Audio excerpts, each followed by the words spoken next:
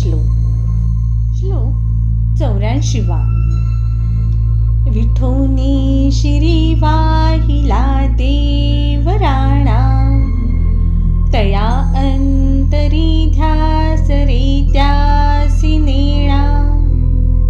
निवाला स्वैतापसी चंद्रमौळी, जीवा सोडवी राम हा अंतकाळी.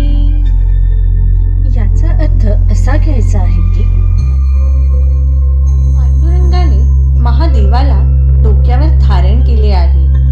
त्या महादेवाला प्रभू रामाचा ध्यास लागलेला आहे. हे तुम्हाला ठाऊक नाही काय? राम नामामुळे महादेवाचा दाह दूर झाला. तो रामच जीवांना अंतकाळी सोडविणारा आहे. म्हणून त्याचा नामजप